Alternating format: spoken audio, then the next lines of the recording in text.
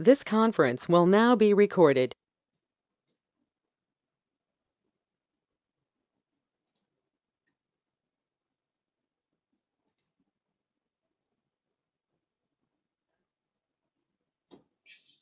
Okay, good morning. Okay, so we have, this is my first go-to meeting for Emergency Food and Shelter Program.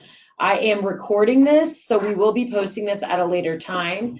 I see that we have, I did not know, but our limit on go-to meetings is only 26 people, which is unfortunate considering the fact that this has far-reaching. So I know that there will be some people who will not be able to join, thus creating more questions and chaos, the theme of EFSP. So with that, like I said, we will be recording this. If you have any questions, please put them in the chat. If you are one of many at your agencies that are signed in, it would be wonderful if you could join in one office at your agency and then would open up a couple more seats. So getting started, the way that today will work is I have put everyone on mute. I think that's for the best. And then I'll go over all the application sections. Again, this is the first time I've hosted one of these.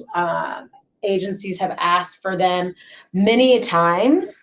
So I hope that this is a resource for y'all that answers a couple of the confusions and questions that come along with any funding source and funding opportunity. So to kick off, as you'll see, I hope everyone can see my screen. It seems like y'all can. We have see, the meeting's full. Okay. We have homelesshouston.org, which is our website. That is where we will post everything based off everything involving the Coalition for the Homeless. So this has a number of opportunities, but I urge you, when you refresh, when you go to homelesshouston.org, you'll see this banner of join this mailing list to get notified. Okay. You'll get to get notified of new funding opportunities. This is where you should be signing up.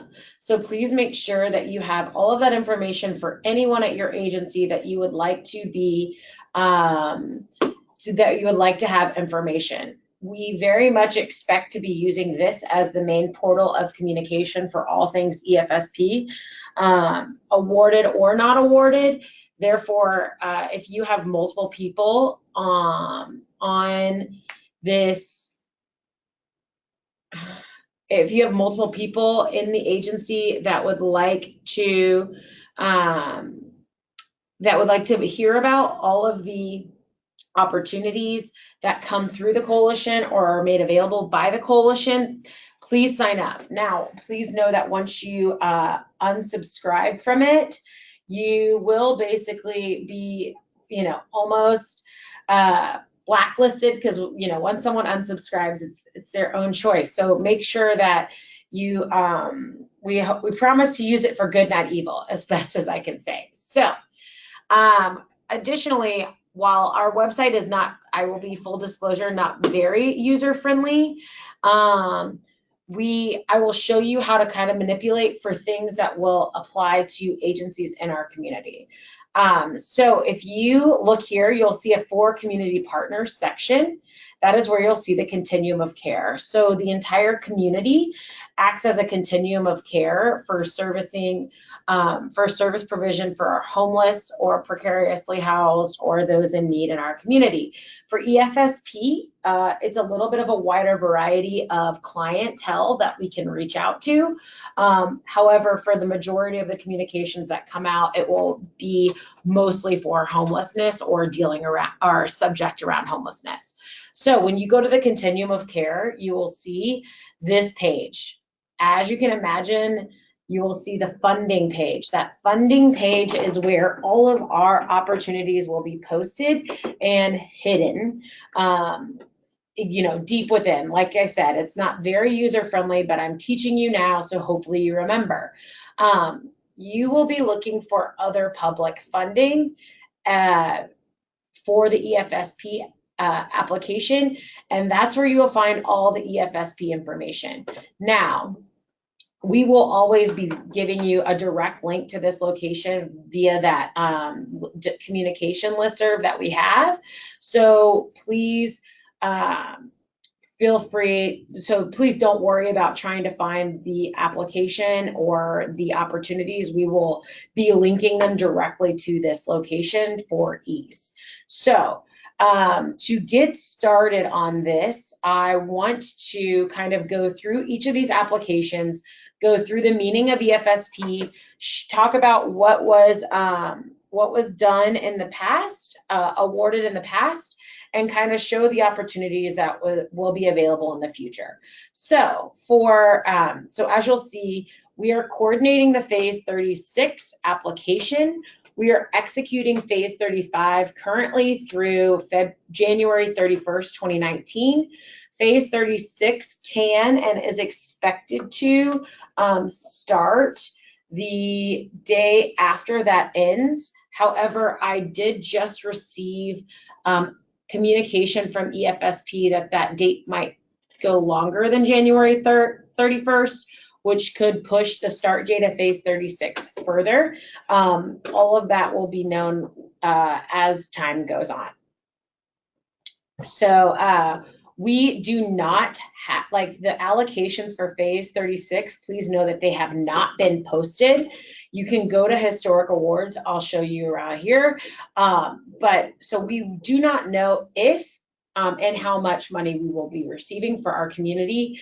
But we want our intention to post the competition at this point is to get ahead of the awards so that agencies are awarded prior to the anticipated start date of the contract, thus giving you a larger amount of time to actually expend funds.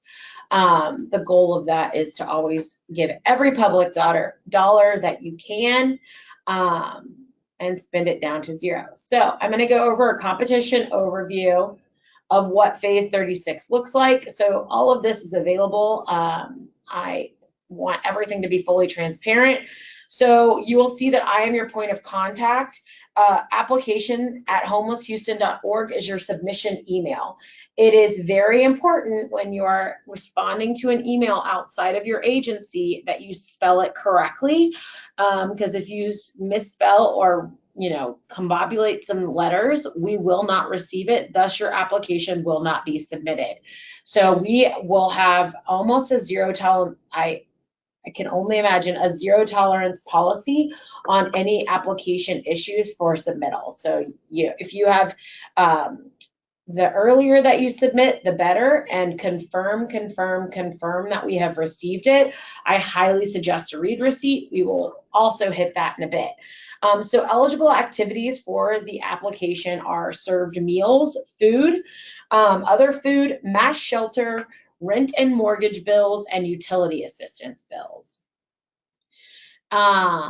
So those are all eligible activities. If you think that you would like to do anything outside of that, unfortunately, it's not allowed. So that would take one more thing off your to-do list and you don't have to submit an application. So we have this thing called coordination of services.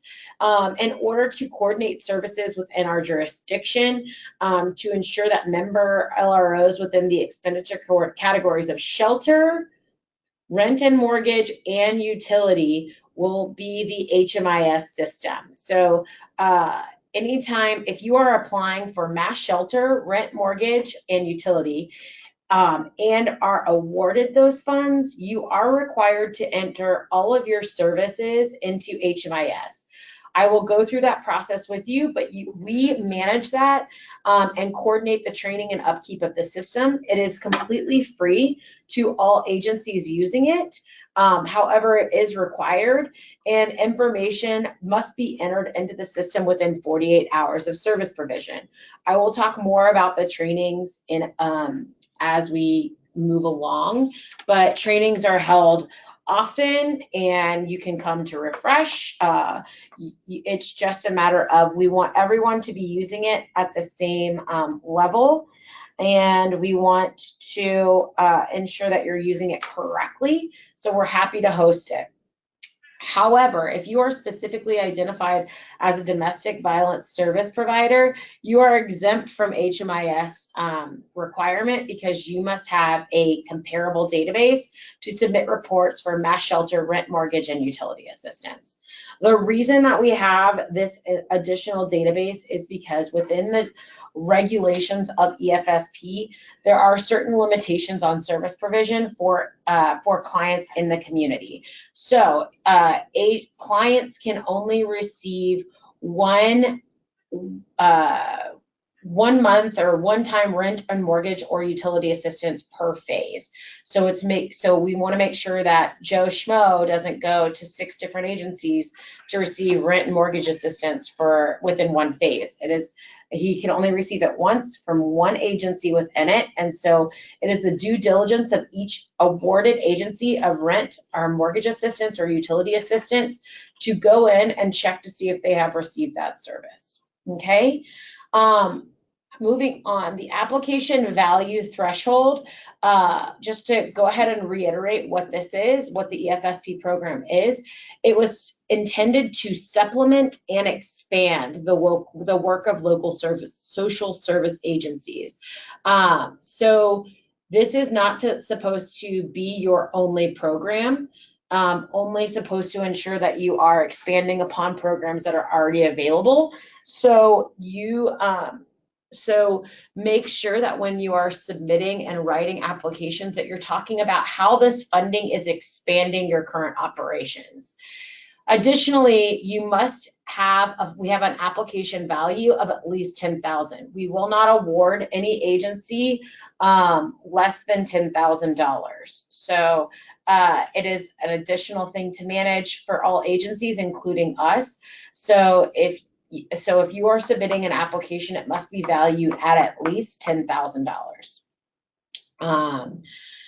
We also created this rent mortgage assistance regulation this year, or it is the expectation that agencies awarded rent and mortgage will be required to provide the service equal to 1 month's rent or 1 month's mortgage. So when you are trying to figure out how much money to ask, please use this fair market rate link of course it doesn't show up, lucky me. Anyways, there were numbers there previously. Why is it not showing up? Oh my goodness. Okay, well, I don't understand what's happening. Anyways, so this link usually does have numbers. I don't know why it's not showing up today, but that will, if you research fair market rents to understand how much rent is going in and out, how much rent is for our community, it will assist you in ensuring that you have a very educated guess of clients you can serve and how much you can support. So we just want to ensure that if a client is in need of rent and mortgage, that they are supported for 1 full month. Because if you only give them 5% or 10% of a rent or mortgage, then they're, for lack of better terms, blackballed to ever receive that support within that phase for the rest of the year. So we want to make sure that when they get the support, they're getting a full month. Like I said, we do not have the allocation. However, we can go to this location right here and see all of the previous allocations. So you can see our Phase 34 awards and our Phase 35 awards. Wow. And when you open up these, you'll scroll all the way to Texas. You'll see, of course, Texas County shows up first. You'll see Texas, Houston, Harris, Fort Bend counties, and in Phase 35 received $2.6 million. We also are part of the Waller County. We also host that. Waller County received $23,000. So that was Phase 35. And then when you look at Phase 34, again, Texas County. You'll see Houston received 2.3 in phase 34, and then Waller received 20,000. So it looks like it did increase from between phase 34 to phase 35. We can't guarantee an increase. However, you can see that they were pretty much similar. As far as competition goes, if during the competition you feel like an agency was, a decision was made unjustly, we have a posted grievance procedure that will be handled through that process. And here we go. Can everyone hear me? If I'm assuming everything is going well, you can see my screen and you can hear me. I only received one comment saying that the sound was cutting in and out, but I'm assuming no news is good news otherwise. Okay, moving on. So the start date, like we said, the anticipated, goodness, these spelling errors are just catching me now. So the start date for phase 36 is expected to be February 1st. However, like I said, we will not know until we officially end phase 35 what the start date will be. Like I said, phase 35 did have an extension option. So depending on spend down from agencies, feedback from agencies that are currently awarded, and the local board decision, that February 21st could be further. So it will be no earlier, but it could be further. So going along the important dates, we did release the applications on October 31st. As you know, we posted everything electronically. Any changes to that application, I don't believe I've heard any feedback that there were technical issues. If something does need to be changed, that will be posted and communicated. We are currently here at this go-to meeting. I will be posting this today once it's completed for your review if you so need it. If you have any technical assistance or questions, they are due to me by November 13th. That is next Tuesday by 12 p.m. At that point, you are on your own for the application, and don't bother me. I'm just kidding. No, we will, if you have any other questions, unless it's like a very specific dire need, that is the last day I will be assisting you. On December 5th by 12 p.m. and not a minute later, applications will be due to us at application@homelesshouston.org. Early submissions are encouraged. A read receipt is encouraged to ensure that we have read it, that we've received it, and late applications will not be reviewed. I reiterate that late applications will not be reviewed. I know no computers can fail us and technology is difficult, but if you submit it and it does not come into my email inbox until 12:07 or 12:08, you are still late, and it is the timestamp of my email that will be the official time of submission. Please know that because these applications have multiple parts, they might get stuck in outer space. So I encourage you to submit like 2 different emails to make sure that we've received the full thing, because there are limitations that I do not control on how big an email can be sent, but it is email submissions only. So make sure that you have that time frame on your schedule. I highly encourage you to submit early. You have plenty of time to get this done. December 5th is a Wednesday. So I highly, highly, highly encourage you to ensure that you have this date, and I reiterate that lead applications will not be reviewed. After applications are submitted, we will review to make sure that everything is there. So we will not look at the quality of your submittal, but we will look to make sure that you have something submitted for each requirement. We'll go through that. What those parts are. If any missing documents are found, Lindsay Grubbs, who is a coalition for the homeless employee, will reach out to you and will require any missing documents from you, and they will be due by December 12th. So when you submit, hopefully we'll be able to go through them, but you need to be submitting a full application. To encourage a completeness of applications, additional points will be earned by agencies requiring no follow-up for missing documents in the threshold review process. Additionally, if we have reached out to you by just for missing documents and you did not resubmit anything by this due date, your application will be incomplete and thus trashed. We will not be reviewing it. Okay. Moving on, we expect awards to be announced by February 1st, but like I've said many times, there's a high probability that they will not have announced our jurisdiction's allocation by this time. So if that's the case, we will do it as soon as we can. And contingent emails and contingent awards will be provided as best as we can. Moving on. So this is your checklist for your proposal. So we would like to see your cover page, which when you go to the coalition, the cover page is right here. This is what it looks like. You fill it out. This is required. You'll let us know which jurisdiction you are. As I show here, Harris-Fort Bend County is listed as 7820800 and Waller County is here.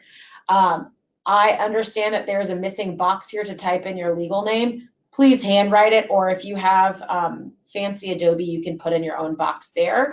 Fill it out to the completion and signature by your executive officer. This will be a file that you submit. So you will be submitting 6 separate files.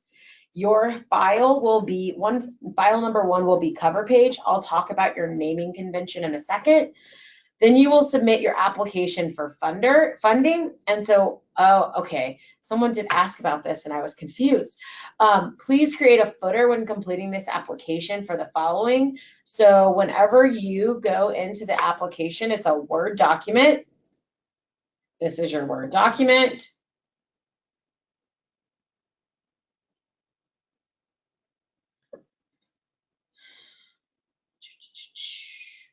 Okay, so you'll see this. You'll see there are limitations for each section, no greater than, no greater than.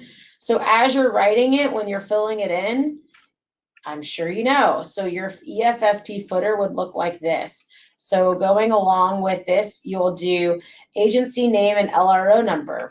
So down here, you would put Coalition for the Homeless, Phase 36 application, LRO 095. That's what I expect to see on every application if you are currently awarded. If you are not currently awarded, then just leave off that information because you would not have an LRO number. Easy breezy, lemon squeezy. So as I will say with any of these, if you have longer than 2 pages for agency information, anything will be longer than the limitation will be pulled away. I have a question here that shows if you can you apply for both jurisdictions? Yes, you can. I highly suggest that you submit 2 separate applications. We can also talk offline as to the best way to go about this because your programs might look differently. If they don't, then you can submit for both and you'll just submit 2 different budgets. So that's something we can talk about. So that is your second application. So that would be your second document that you submit. We would need your current board roster. So we need to see that. We'll see your program level budget. So when you go here, you'll see this Excel document spreadsheet.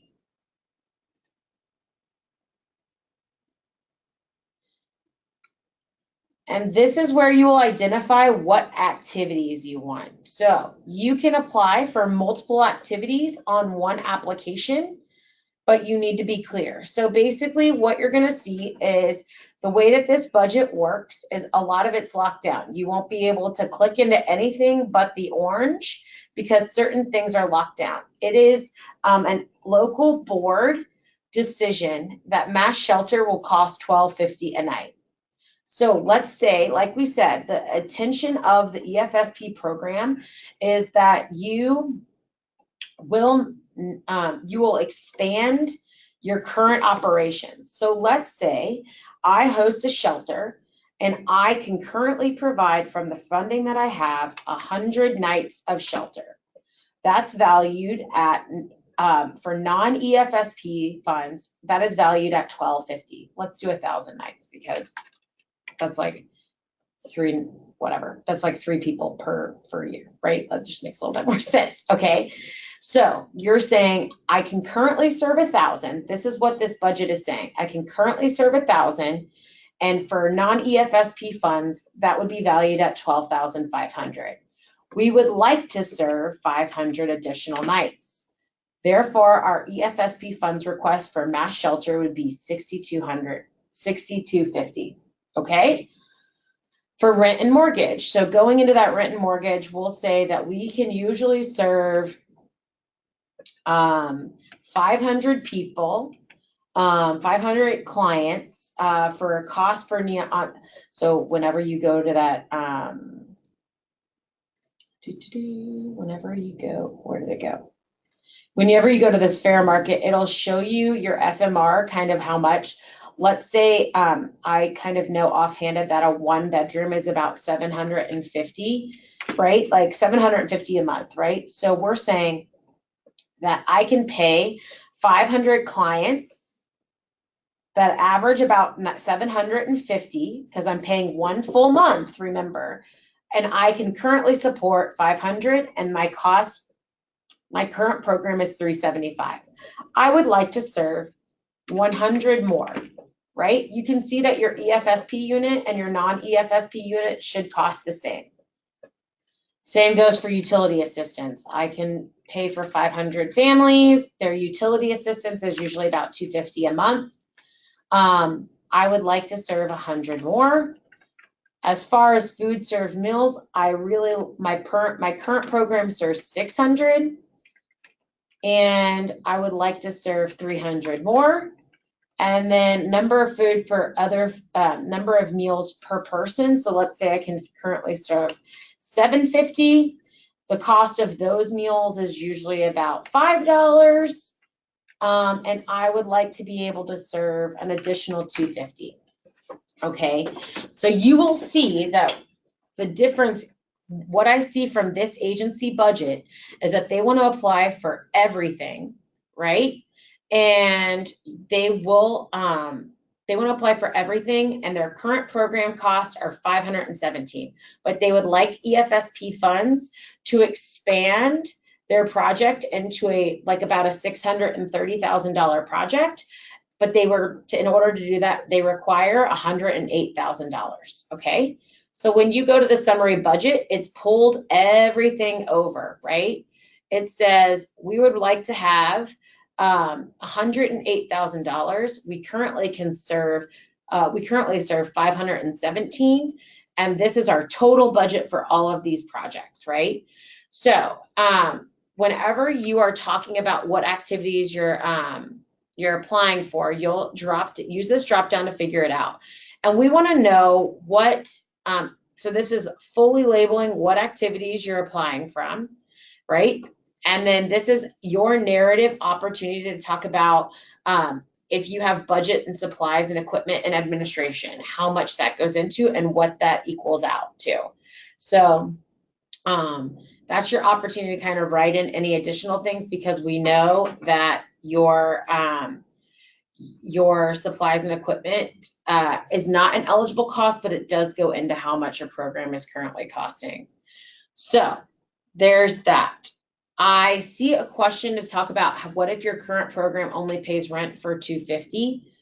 That is something that you will so you will need to explain that while my rent only pays for $250, we need an additional $500 to support a full month's rent. Like I said, you are required to submit. So that would be the perfect thing, is that you are required. EFSP would expand your rental assistance program to pay for 1 full month. So you just need to make sure that that is clearly delineated in your narrative in your application so that we can understand your program. So this, you will submit this to us as an Excel spreadsheet. So going back over into our competition overview, our check, we expect that budget to be in an Excel form. So there's that. And then you will submit a program level organization chart. This will tell us, it just depends on your agency what a program looks like. If your program is your housing program, if your program is your social services program, we'll need an organization chart, and then we'll also need your most current agency. So there's that. It says, I have a question on can you only assist folks whose rent meets rent reasonable market rates? It would be, we expect you to pay at least what the rent reasonable is, like their 1 full month. And if they have over, it's your prerogative. So like if I am so upset that this is not working, this website isn't working, but let me do HUD FMR 2018. This, we'll see this.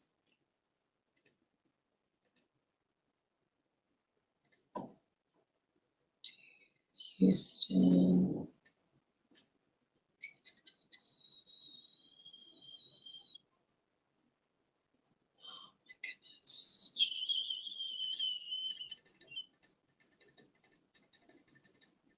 There we go.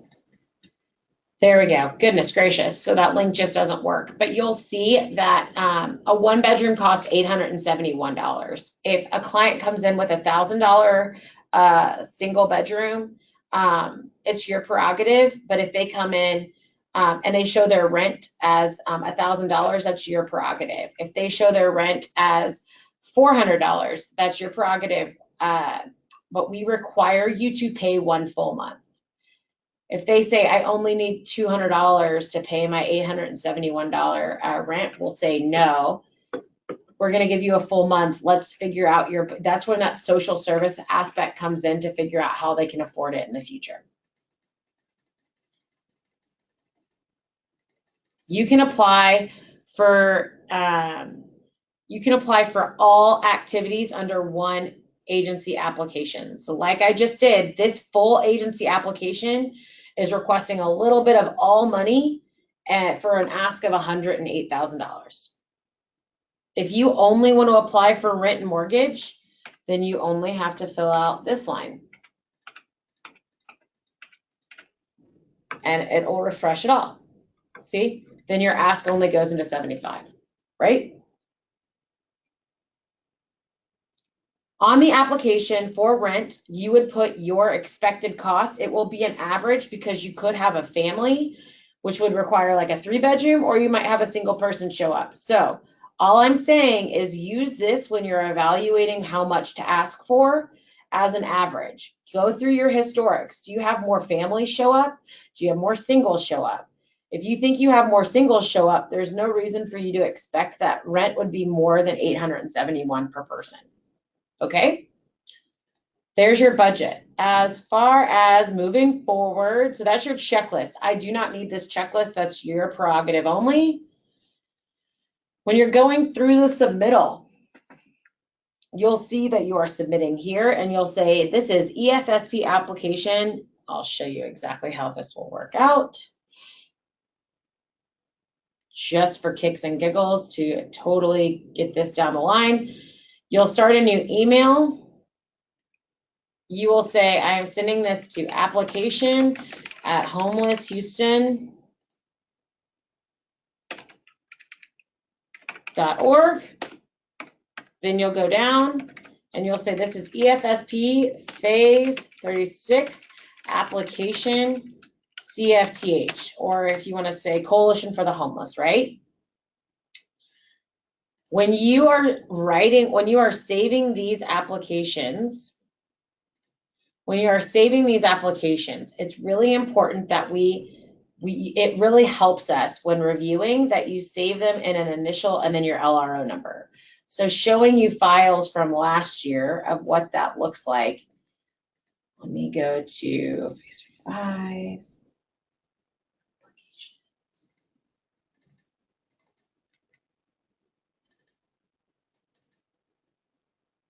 this is what I expect. Thank you, the Beacon, for letting me see this. You'll say section 1 is your cover page, which correlates very perfectly to your cover page, right? They have their initials, their LRO number, and then the document. Then section 2, it's an application for funding. This is 2, their application 096, right? That's what I want to see. Again, you'll submit all PDFs, but your budget will remain in an Excel document, okay? If you are not an existing LRO, then you will not have a number. So your application would just be 1 BEAC cover page. Totally okay. It really helps us if you get that right, and it reduces rework on my side. So I really appreciate it if you can do that. Again, per the posted timeline, a threshold review will be done. After that deadline, incomplete applications will not be reviewed. Also, numbering them does help us because it keeps it in the same order. So if you can do like the Beacon did and put 1 cover page, 1 application before, see all that, 1, 2, 3, 4, 5, 6, that really helps us. Okay, moving on. So we've gone over the competition overview. I'm gonna go back to here and then you'll see it. So I've gone over everything. Our EFSP website is not user-friendly. If you are currently an applicant in there, I know it's confusing. If you are not currently awarded, you will receive access to this. I will set it up, but we will be using this in the future. Know that you will require access to this. I've seen some questions. What are the requirements for assisting with utilities? Because again, it's utilities, does you can only receive it once within a phase. We highly encourage you, we do not have that expectation, but we highly encourage you to pay 1 full month of utilities.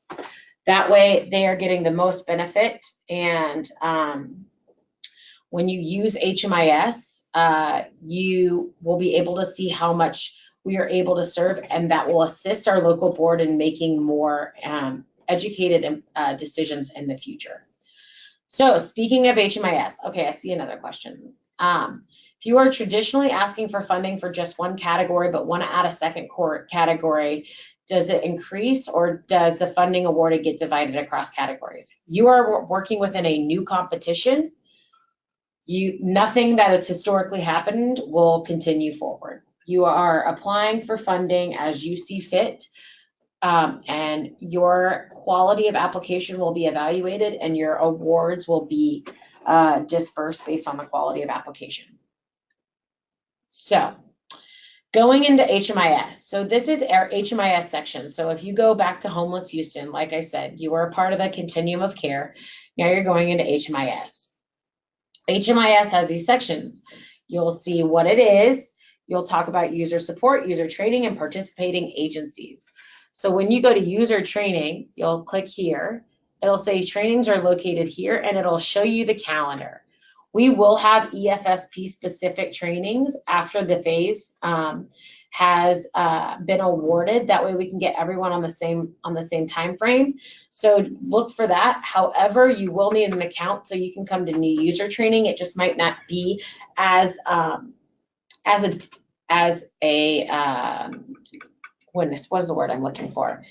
As pertinent, goodness gracious, as pertinent to the EFSP program. So once we have awarded and identified which agencies do not have HMIS access, we will follow up with that. So just if you are applying, know that that is a requirement, but all of that will come after award, and we will follow up with that upon contingent award letters.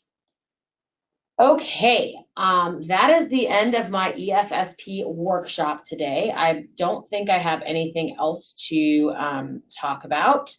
Does anybody have any questions? Please go ahead and put it into the chat. I will wait a couple minutes. Again, I will be posting this, and that way it'll be used. And if you have any additional questions outside of this, I urge you to put it into an email. because I'm learning along with you the limitations. So, and make sure you get it in by November 13th. Okay, I'm going to unmute everyone. So if you have any questions, let's do that. Well, I don't know how to report. Okay, any questions? Yes. This is EFSP and Human Needs Ministry. We have a question. Okay, go ahead. The credit cards, if we use a credit card for purchasing, is that considered when it is paid? If I'm buying for food and I pay by credit card, is that considered payment? Other food. Oh, y'all are asking really technical questions that I do not know. So I would have to go, EFSP releases these manuals every year. And so this is all in the EFSP website, but EFSP does release these manuals. I haven't seen one for Phase 36, but you would have to go into this and research that type of information. So I would probably say,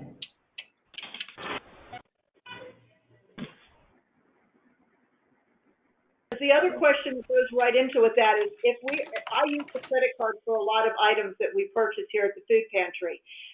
If not everything on the credit card statement applies to the EFSP grant, do we have to show documentation for everything that does not apply to the grant, or can we just show the documentation to which the EFSP funding is being used?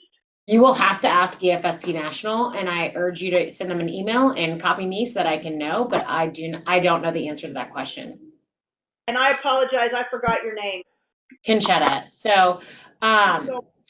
So you will see, like, I urge you to go in here, but you'll need to read this and go into the EFSP website. They do have some training webinars that might help you.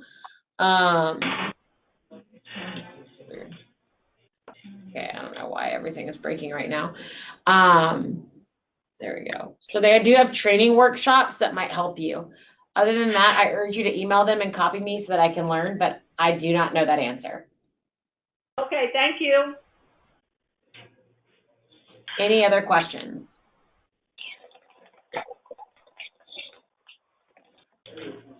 Okie doke. Well, thank you for attending. I apologize. I will be posting this. We'll be following up with an email, and thank you for your patience and attendance. Have a great day.